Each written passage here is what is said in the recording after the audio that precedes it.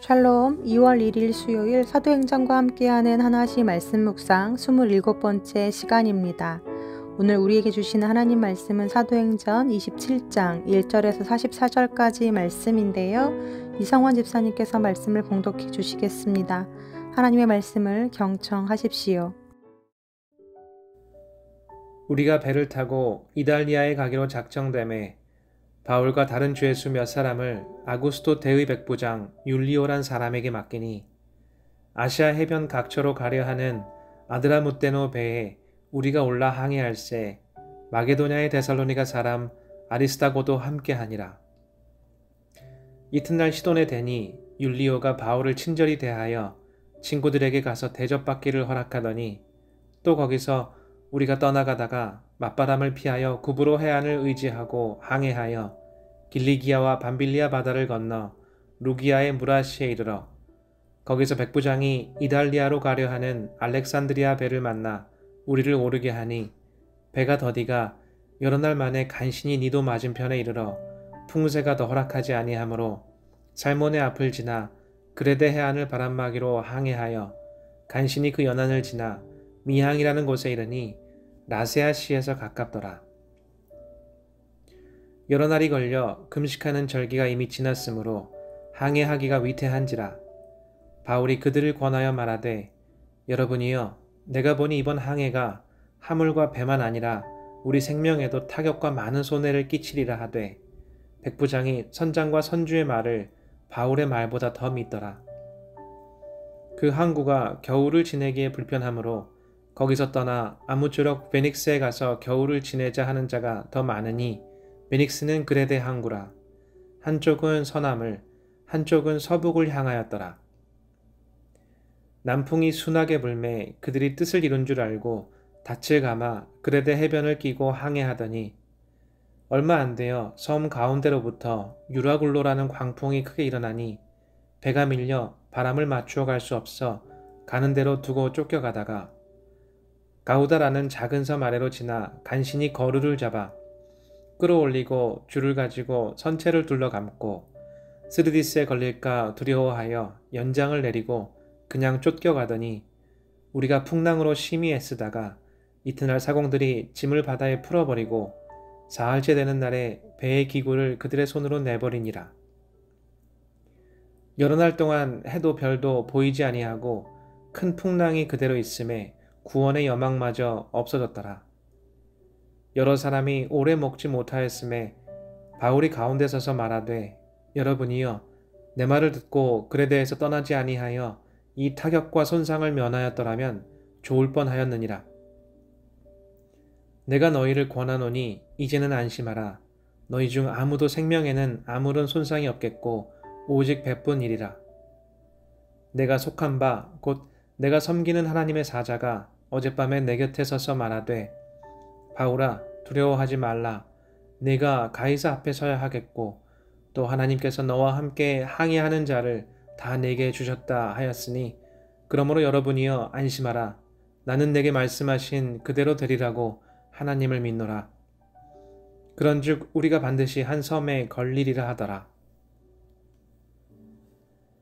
열 나흘째 되는 날 밤에 우리가 아드리아 바다에서 이리저리 쫓겨가다가 자정쯤 되어 사공들이 어느 육지에 가까워지는 줄을 짐작하고 물을 재어보니 20길이 되고 조금 가다가 다시 재니 15길이라.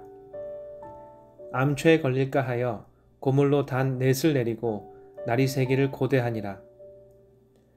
사공들이 도망하고자 하여 이물에서 닻을 내리는 채 하고 거룻배를 바다에 내려놓거늘 바울이 백부장과 군인들에게 이르되 이 사람들이 배에 있지 아니하면 너희가 구원을 얻지 못하리라 하니 이에 군인들이 거룻줄을 끊어 떼어버리니라.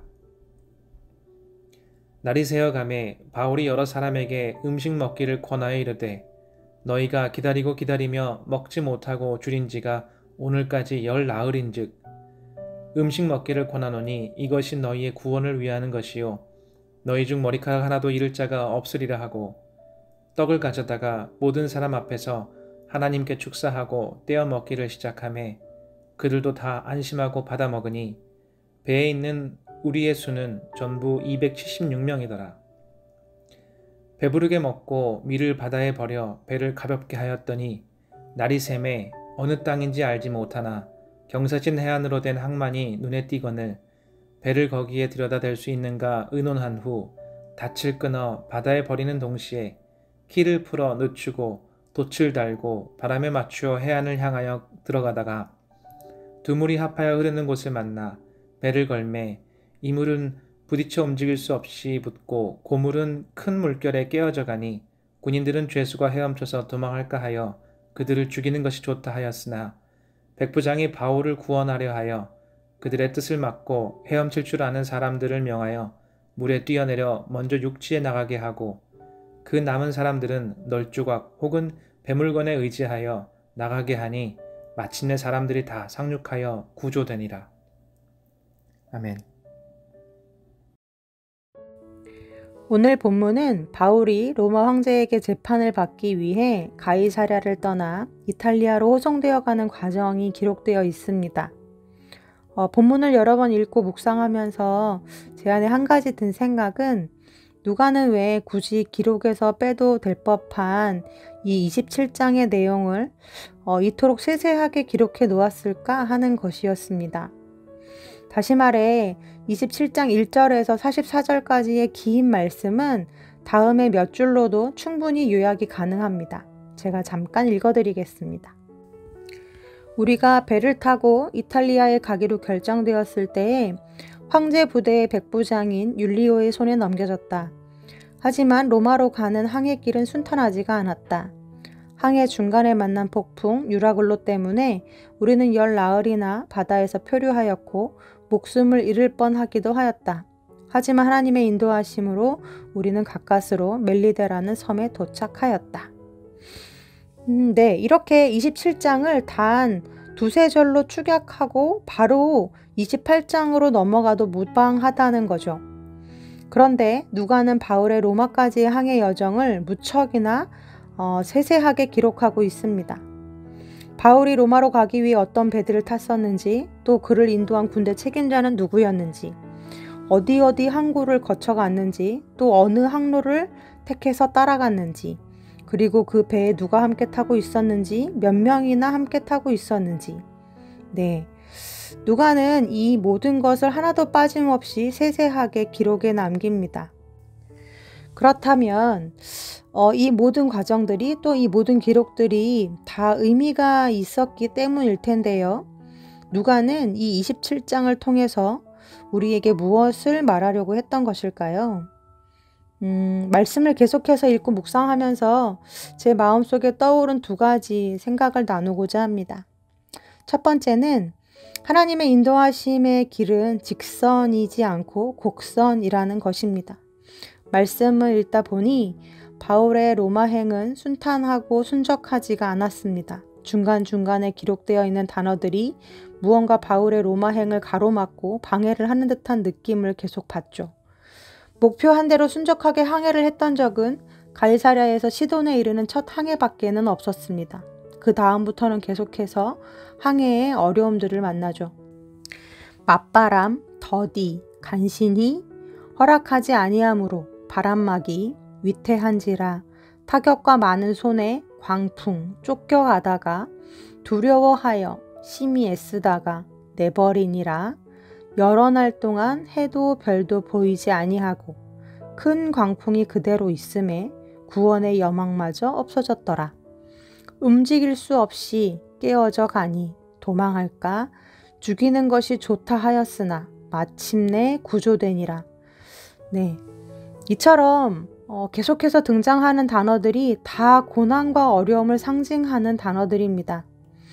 이러한 어려움을 만난 것이 그저 우연히 만난 자연적인 현상이었는지, 아니면 하나님의 특별한 인도하심이었는지, 이것도 아니면 로마로 가지 못하게 하려는 사단의 방해였는지, 네, 확실히 잘은 모르겠습니다. 하지만 그 어떤 것이든 하나님은 바울이 탄 배를 붙잡고 계셨고 그 모든 과정을 지키고 계셨다는 거죠.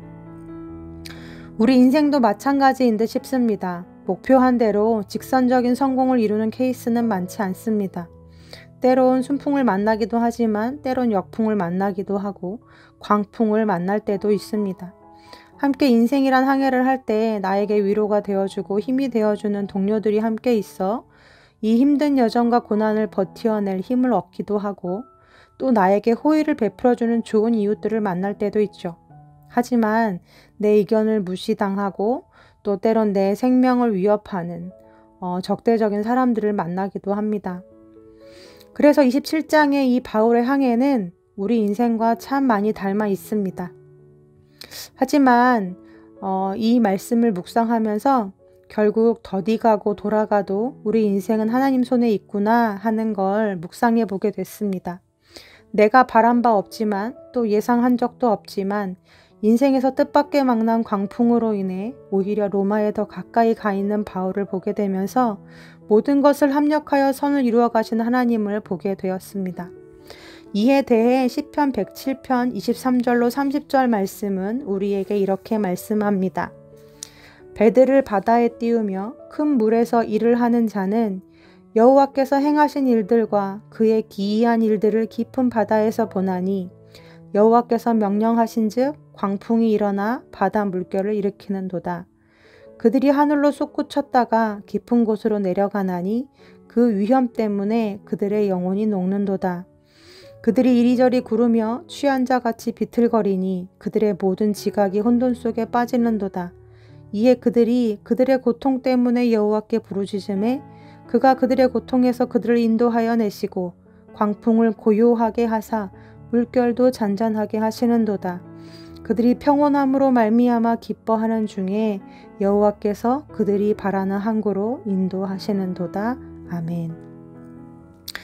네, 혹 우리가 살아가는 삶에서 자연스럽게 만나는 과정들이든 아니면 하나님께서 그리로 몰아가시는 특별한 인도하심이든 아니면 사단의 시험과 방해이든 그 어떤 것이든 하나님은 이 모든 것을 통해 이 모든 것 위에 역사하셔서 모든 것을 합력하여 선한 길로 우리를 이끌어 가시는 분이십니다. 혹여 역풍을 만나 앞으로 못 나가고 계신 우리 성도님들 계시진 않나요? 혹 생각하지도 않은 인생의 큰 광풍을 만나 정말 딱 죽을 것만 같은 고난 중에 계신 분들도 있으실 거란 생각이 듭니다. 하지만 그 위에 하나님이 계시답니다. 우리 인생을 하나님이 붙들고 계신답니다. 그 어느 항로에 계시든 우리를 붙들고 계시는 이 시간을 선용하셔서 소원의 항구로 이끌어 가실 하나님을 신뢰하며 고난을 이겨내신 우리 성도님들 되시기를 간절히 소원합니다. 또 두 번째, 사도행전 27장을 통해 누가가 우리에게 말하고 싶었던 것은 로마라는 목적지가 아니라 로마로 가는 과정의 모든 길이 선교이고 로마에서 만난 사람들과 또 로마에서 행한 사역만이 선교가 아니라 그 모든 항로의 과정 중에 만난 사람들이 선교의 대상이고 그가 행한 모든 것이 선교 사역임을 말해주려고 했던 것은 아닐까 하는 생각이 들었습니다. 제가 참 좋아하는 말 중에 혁명가가 하는 모든 것은 다 혁명이다 라는 말이 있습니다. 즉, 혁명가가 최종적으로 이룰 최종의 미션만이 혁명이 아니라 혁명가가 이를 위해 하는 모든 행동들, 즉 밥을 먹는 것, 잠을 자는 것, 일상을 사는 모든 것이 다 혁명을 위한 것이라는 거죠. 누가는 그 배에 타고 있던 율리오라는 백부장, 또 바울의 동역자였던 아리스다고의 이름을 적어 넣습니다. 그리고 그 배에 타고 있던 사람들이 모두 276명이었다고 기록하고 있죠. 그들 모두가 곧 하나님께서 바울의 손에 붙이셨던 전도의 대상자들이고 선교의 대상자들이었습니다.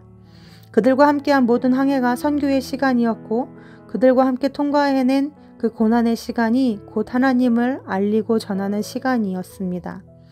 사랑하는 우리 우신 성도님들, 무언가가 되어서 또 무언가가 있어서 또 무언가 특별한 능력이 있어서 하나님을 위해 사는 것이 아니라 오늘 내가 살아가는 그 모든 삶의 현장이 또 내가 살아내는 모든 시간이 하나님의 나라를 위해 사는 것이라고 말씀하십니다.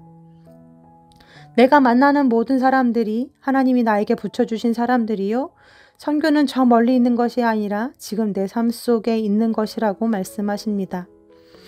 오늘 로마로 가는 길, 그 멀고 먼 여정 중에 27장 그 어딘가에서 헤매고 계실 우리 성도님들, 바울이 고백했듯이 내가 너희를 권하노니 이제는 안심하라. 너희 중 아무도 생명에는 아무런 손상이 없겠고 오직 배뿐이리라.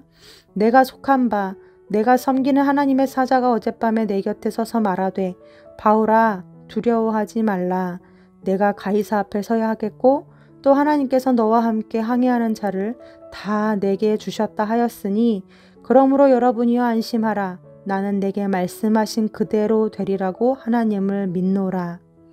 네, 이렇게 고백한 바울의 믿음의 고백 가지고 낙심천만하고 위험천만한 이 항해길, 이 고단한 여정을 버티어내고 인내해내고 결국 통과해내는 믿음의 사람들 다 되시기를 간절히 소망합니다.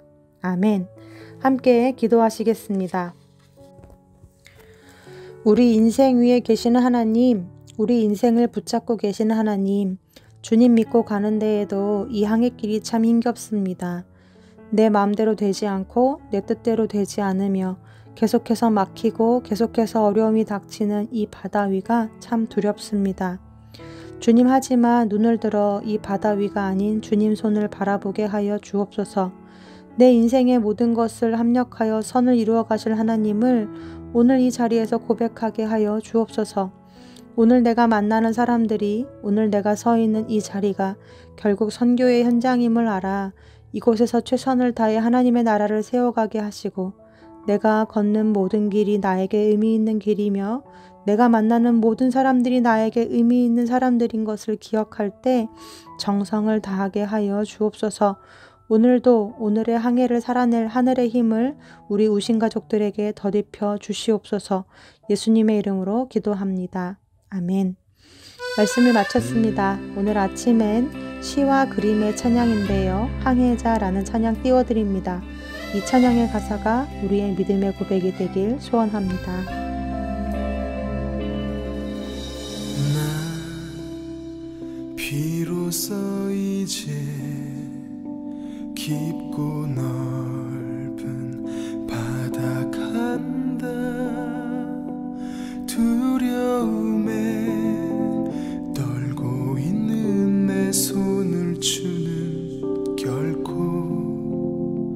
놓치지 않으셨다.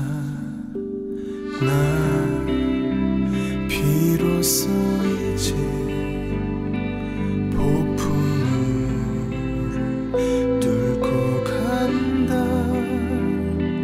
비바람에 흔들리는 나약한 나를 잡아주시는 그분은 나의 주